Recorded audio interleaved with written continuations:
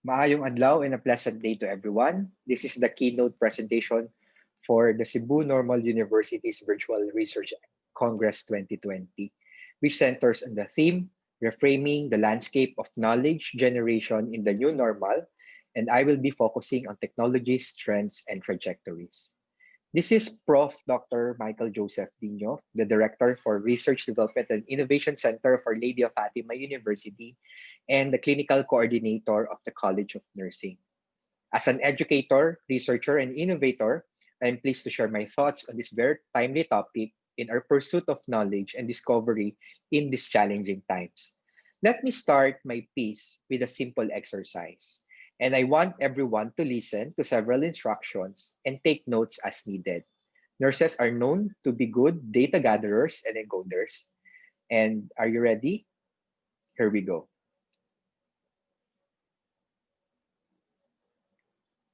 Pick a number from 1 to 10. Multiply it by 2. Add 8 to that number. Divide it by 2. Subtract the result to the original number, the first number that you thought of. Match the number to an alphabet letter. Example, 1 is to A, okay, 2 is to B, and 3 is to C. Think of a country that starts with that letter. And take the second letter of that country and think of a land animal that starts with that letter. My dear colleagues in the profession, I hope we all arrive in a resounding answer at the end of this meaningful exercise. This icebreaker will tell us an important message that words and numbers are powerful, and we see that unfold strongly from the past several months and weeks. The COVID-19 tracker developed by the Johns Hopkins University enlightened us that data is needed to inform evidence-based decisions in solving crucial issues the world is facing today. And as researchers, we have the noble responsibility in these challenging times. And as nurses in the profession, we need to adopt TLC in every way that we can. We should and must maintain our TLC during the pandemic. Nurses and researchers alike are known for our distinct feature of tender loving care. For everything that we do, we always give our 100%. Nurses who are heroes working in the clinical arena also offers TLC, time, love, and commitment to the profession. Equally, nurses in the academy are also giving their best and TLC, teaching, learning, and communication with their students. But how about for nurse researchers? Our function as nurse researchers are very much needed at this point. We shall continue to search for the truth, a universal truth, and make inferences from our sample or key informants. We should be agents of change in maintaining our scholarly output, and we need to collaborate even virtually to our peers and co-researchers. In the next few minutes, I will be showcasing to you some concepts related to strategic reframing and technologies in the context of nursing research.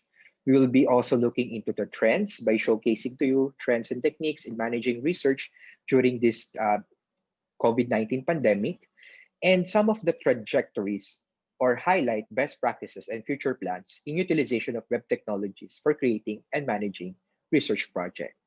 Because now more than ever, nurses are constantly craving for quality research.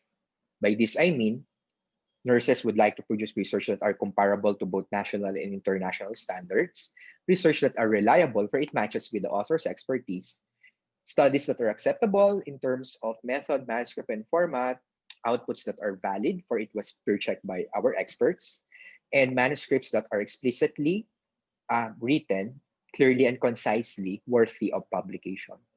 But times are changing nowadays. These requirements are extending into not only production of papers and manuscript, but of course, presentation. We need to disseminate our knowledge, just like what we're having right now, this virtual conference. We need to publish, especially for Scopus listed journals. We also need to convert some of our research into patent registrations, may it be innovations, utility model, or industrial design, and eventually to commercialize our research outputs. Every nurse scholar must also understand that there is a law that has a constant and dramatic effect in our lives, and that law is the law of change. The law of change states that everything is in the process of becoming something else. Change happens everywhere and with everyone and happens constantly. In the galaxies of outer space, for example, where our nerves will be burned out for a few 100 million years, change is happening. And in the subatomic world, where particles are colliding with one another and morphing into something else in hundreds of a second, change is happening. Everything is always changing. But in change, there are four important concepts. There's constant transformation. There are also numerous crises or challenges. But we are given numerous options and we have our control over our preferences or the chances and the choices. Resilience is very much important for nurse researchers. As Peter Drucker affirmed, everything will become obsolete over time. Right now, we are pressed with so many questions. What to study? Who to study this time of the pandemic? Where to study? And when to study? Deviating from the usual norms of conducting research. Still, the big question is it possible to do research during the new normal? And how? The answer would be a resounding yes, by applying what we call strategic reframing. So, a strategic reframing enables individuals to challenge current assumptions and to think afresh about future possibilities, which matters when the context in which strategy operates becomes turbulent, just like what we are experiencing right now. Reframing seeks to develop frames which deviate from existing institutionalized frames to extend, challenge, and create alternative frames, a process referred to as reframing. Reframing matters because such an ability to dissociate from existing cognitive opportunities and challenges, prepare options, and thereby more effectively cope in an increasingly uncertain environment characterized by novel and unprecedented changes. These are the three important concepts in reframing. These are challenging current assumptions, think future possibilities, and think fresh. The theme of this conference is very much timely because it encourages us to challenge our current assumptions as we navigate this turbulent pandemic. Think of future possibilities. What would be the implications of this particular scenario? And it enables us to think refresh. A good example is how we reframed education in this time of the pandemic. We have managed to challenge the current traditional and existing models. We sought new and fresh ideas on how to make our classes more lively. And we also discovered a lot of future possibilities and we convert our challenges to opportunities. Learning is now borderless. The first aspect of strategic reframing is challenging current assumptions. This is somewhat linked to the model of sustainability that enables us to rethink the areas on where we need to adopt change.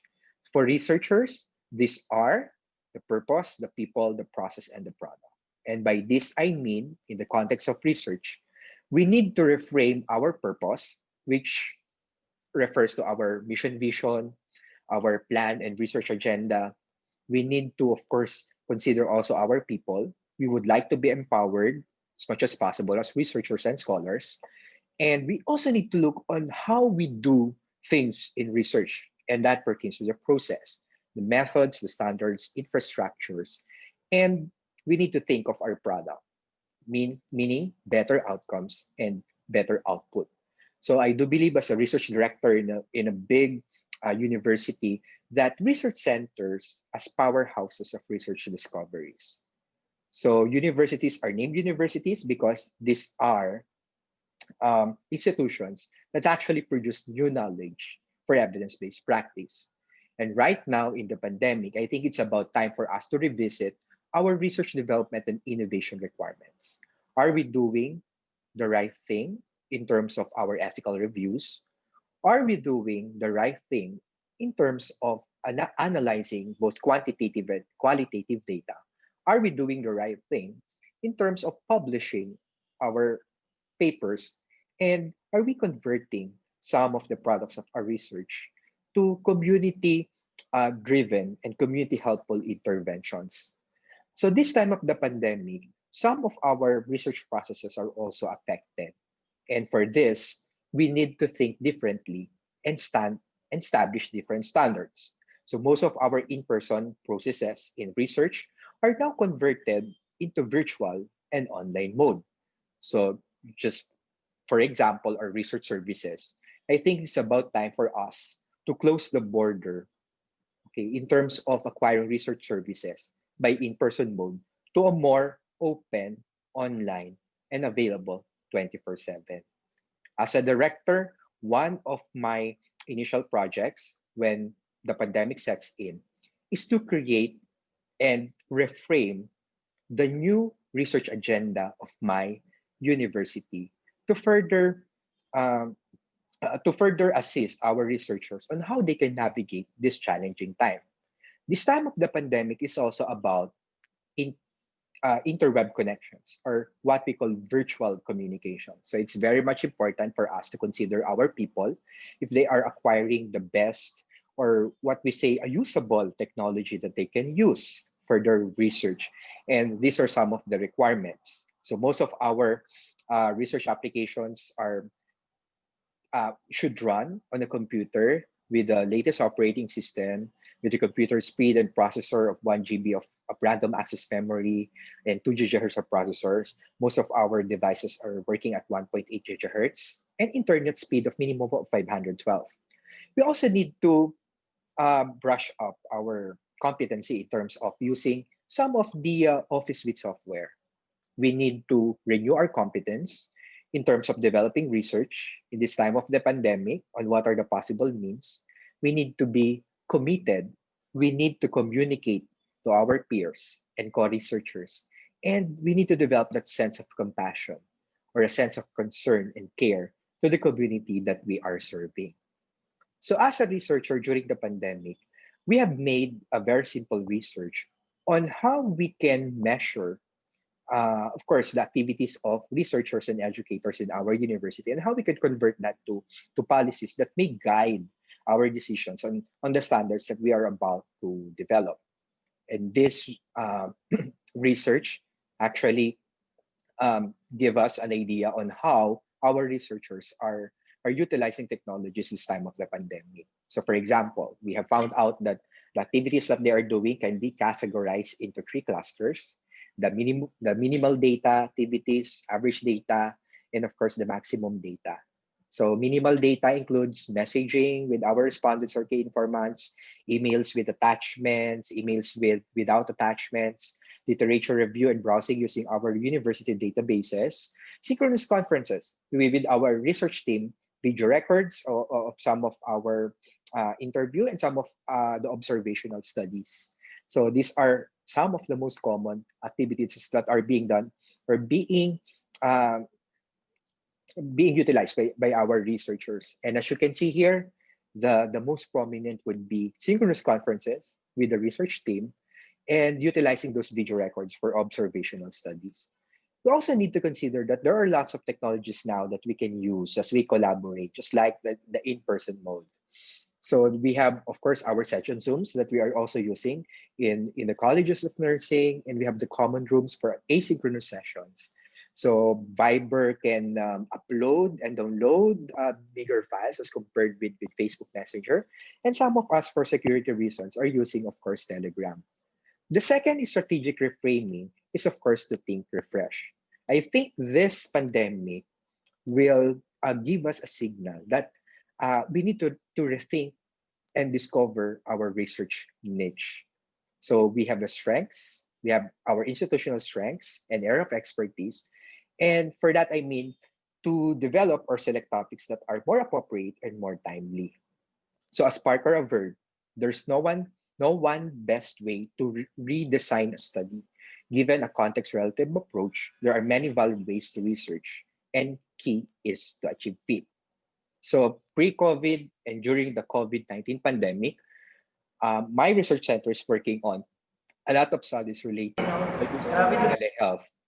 And this telehealth actually started in our community that is becoming more relevant uh, as we move into a society where physical contact might be, of course, um, considered safe.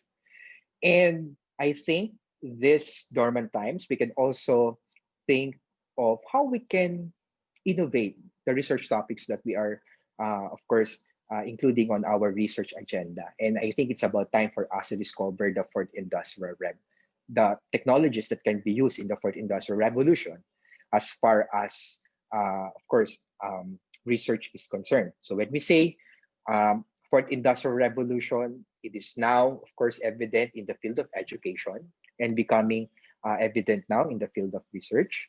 So when we say fourth industrial revolution is the first, it was first coined in Hanover Fair in 2011 by the German Academy of Engineering.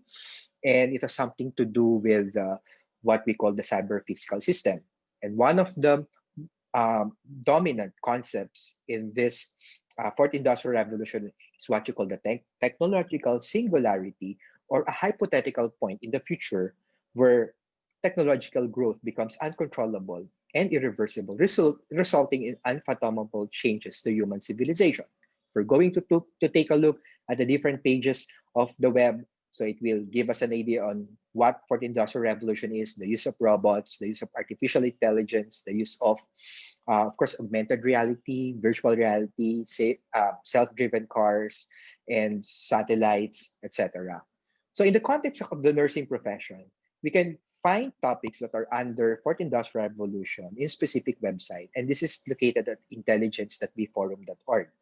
So one of the things that I want researchers to explore are these topics, this web of topics that they can explore, that will become the future of our profession, and maybe in the healthcare field as well. So as you can see here, it has something to do with the use of 3D printing, the use of course, what you call the chatbots, etc. And this can be explored in the context of the nursing profession. Just like, for example, the previous research that we are doing in terms of the robots are becoming timely right now. That physical contact with the patients is very much considered in most of the hospitals.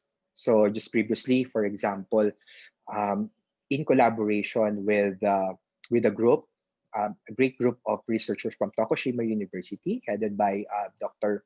Tanyoka, we try to explore a lot of possibilities on how we can use humanoid robots in the process of giving care to our elderly cohort.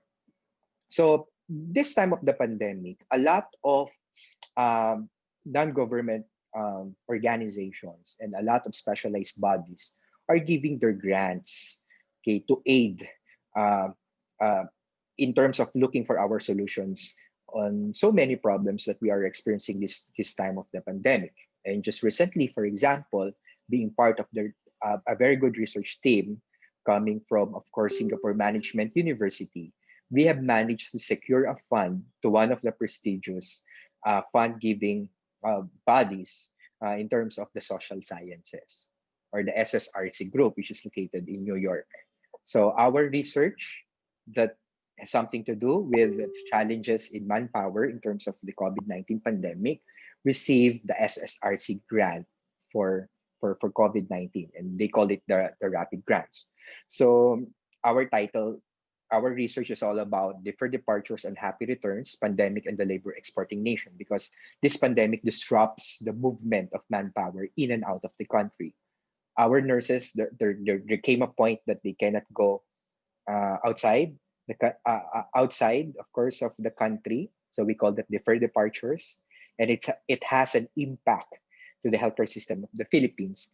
And we also work on identifying the lived experiences of those who were forced to go home because of the pandemic, uh, because these workers are working abroad, and we called it the unhappy returns.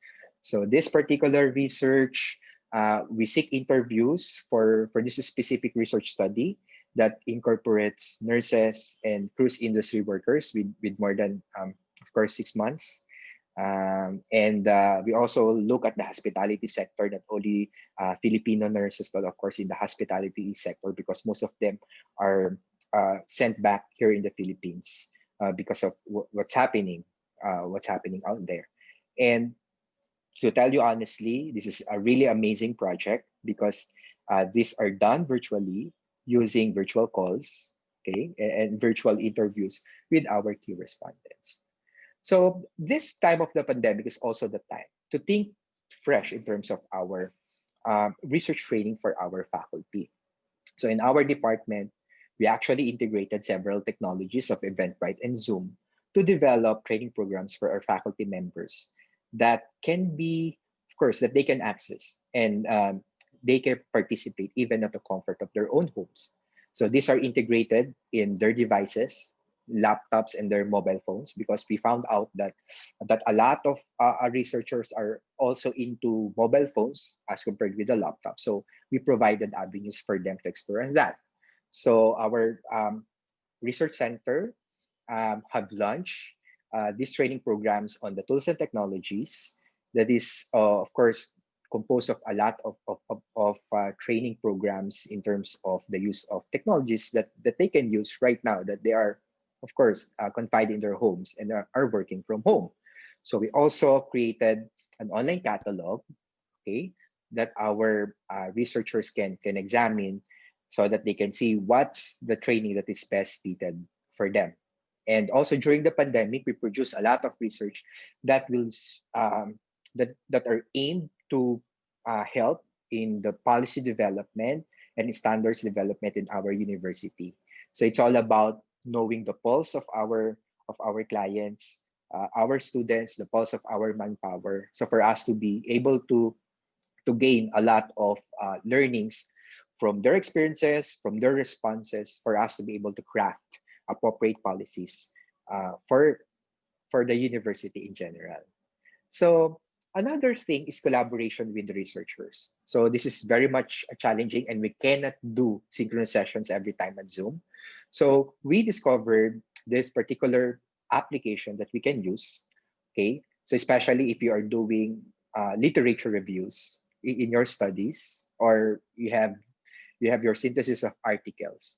One technology or online application that we can use is what you call perusal. So this is very much easy to use because when you sign up for perusal, you just need to enroll in a course or in this context, a study that you would like to create. So you put there some information.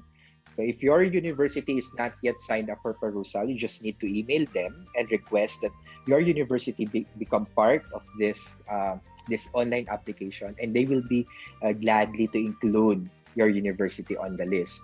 So you can add there, of course, the number of researchers that is working on a certain project. And with the use of this perusal application, you can upload your literature reviews and do collaborative reviews, both synchronously and, of course, asynchronously. So the last strategic framing is, of course, thinking future possibilities. And I would like to present at this point several life realities. The computer and the internet are dramatically transforms the way we perform the research process. And there are lots of technological tools out there for collaborating and brainstorming research ideas, data gathering, and which is also possible during this time. We collaborate, file remotely, just like what we're doing before. And we share ideas in the cyber world. We manage big data using a variety of software tools, secure grants, and publish our work in online journals. So in these challenging times of the pandemic, the tools are being maximized as the safest but efficient ways to produce research outputs. One outstanding feature of this computer and internet technology is the ability to connect and collaborate with peers. So initially, we utilize these sites to connect and communicate with friends and foster social connections, such as, for example, Facebook. Most of us maintained LinkedIn for professional and work network, Twitter for sharing quick ideas, and Instagram for sharing pictures and experiences. And almost all of us maintained his or her own Facebook accounts. And unfortunately, I do not use Tinder, kidding aside. So previously, communicating with email is the most acceptable and professional way to connect to scientists. Social networks are considered as entertainment challenge. However, there's a paradigm shift in recent years due to the preponderance of what they call the academic social networks. So two of the most common are ResearchGate and Google Scholar, in addition to academia.edu. So these are increasingly recognized as the social networking for science. So if we're going to take a look at the literatures, a lot of new understanding and dynamics of using this so-called the social network for science. So there are opposers, but most are acknowledging the benefits of using these sites. And the first one is the earliest SNS website is the ResearchGate, which was founded more than 10 years ago by Horst Fickenshire and his medical colleagues. So ResearchGate maintains almost now 20 million members from various countries across several continents. So its features include initial promise of connecting researchers, providing statistics that can serve as measure for research presence, a platform to share current and completed projects. And for me, what I love about this site is that you have the idea of answering, responding to inquiries from researchers within and outside your field of expertise or research competence. So let me walk you through very quickly on the process of registering to ResearchGate. And this website is located at researchgate.net and it's totally free. So if you're concerned about your data privacy, you can check their data privacy notes. So similar to other social networking sites, you need a working email address to sign up. However, if you have existing social networking sites like Facebook and LinkedIn, you can sign up using these sites or use your email address as well. So you need to select your account category. So for our university, I encourage all of them to sign up to ResearchGate and input the necessary details related to your current affiliations. It can be a student, a researcher, working in the medical field, etc. So these are necessary to link your account to your mother institutional account. That for me as a research director, I'm using this to track the performance of my colleagues. So after accomplishing the sign up, you need to verify your email address by clicking the confirmation email, and it was sent to you. The ResearchGate dashboard, of course, looks like this one. So there are messages, notifications, and settings that can be manipulated. And of course, when checking your profile, you can give several information about the research activities of your university. You can also, of course, see their articles published in index journal, etc. And ResearchGate is also useful for academic institutions. And in my case, I recommend our university community to sign up to ResearchGate. So I think this time of the pandemic, since we are going virtual, so it's about time to encourage our faculty members to explore this social networking sites for science. So for institutions under the G Suite network like our university, Google Scholar is also one of the easiest go-to app to track and monitor your progress as a researcher. Just like its initial predecessor, Google Search, Google Scholar also provides an interface for searching scholarly articles in the field. And what I love most about Google Scholar is this ability to detect your published articles and citation notifications. Although for ResearchGate, they can detect a lot of your published articles online. So Google Scholar can be accessed easily if you have a Gmail account.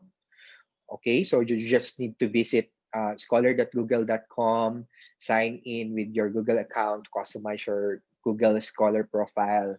Searching articles is breeze by keying in keywords related to your subject of choice at the Google search bar. So you can see your research profile here by clicking the triple bar at the left uppermost portion of the interface. And here you can rank your publication by list or by year.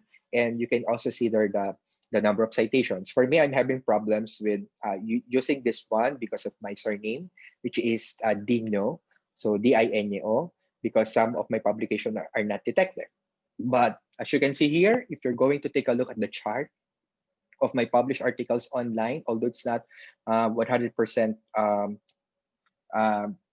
reliable because I have more than that publications. You can see here that in the year 2020, that is the highest, my year with the highest publications, because this kind of the pandemic gave me enough time to focus on the scholarly work that I'm doing. So for novice researchers using Google, for literature reviews is mostly recommended. So this is similar to the usual Google search, but more refined and added features. And my most favorite is the citation functions, because if you saw a research of interest, clicking the citation icon below the article, it will open a window containing different ways to cite the article in various formats. So if you're using um, BibTeX, EndNote, Refman, or RefWorks, you can easily extract the citations for that.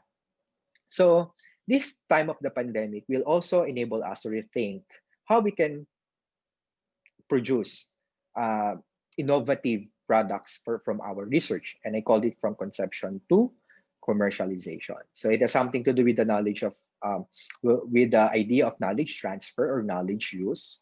So our research can be converted instrumentally, okay, in usable forms, conceptual, that changes one's thinking, and symbolic, or something that can be used for policies, just like what we're doing in our university. So knowledge use is synonymous to knowledge transfer in some literatures. And this is actually a synergy between the research producers and the research utilizers. So there are numerous research with the use of technology in nursing practice and education and this time of the pandemic. So it enables us to to check our research databases and be able to apply for several patents from the research that our students, faculty, and researchers have published previously. So, for example, uh, just like recently, we submitted a lot of patent applications that are uh, co-developed by nurses, and we're very much happy that we are receiving a lot of patent applications right now. Okay, and some of these are in the works in terms of applying uh, to of course to the community setting. And one of the, I think this will be one of the most promising, that the TLC, the tanglad lemongrass cream, okay, which can be which is comparable to the current of course antifungal medications. So as researchers, if we want to have change this time of the pandemic, I think it needs to start within ourselves. If we are research leaders, if we are research managers, if we are research advisors, we need to show others that it's really feasible and that the pandemic will not restrict us from doing our work as a researcher.